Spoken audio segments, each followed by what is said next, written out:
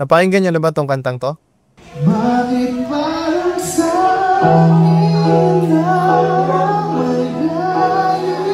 Itong kantang Hiling, it took me 3 years to write kasi I couldn't find the right words kung ano ba yung mag-e-express talaga nung tunay kong nararamdaman at that time. I thought I was looking for someone's love. As I went on writing the song, na-realize ko na hindi pala someone's love that's missing.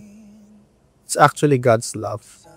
Kaya kung papakinggan mo yung first line, ito ay isang dalangin. Actually, si Kian nga, Kian Cipriano ang nagsabi sa akin na baguhin mo yung first line na yan.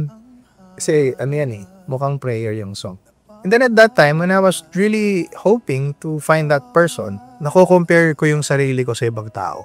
Bakit yung iba okay naman, tas niloloko lang nila, kasi ako naman willing to really give that love, pero wala. Kaya ang feeling ko, nakapila ako sa pila ng tadhana, pero maraming sumisingit. Kaya ako nasabing madaya si tadhana, kasi feeling ko maraming nangaagaw sa linya ko. Pero I didn't realize na those delays is actually preparing me for the right person. So cheers sa mga nahanap na hiling nila.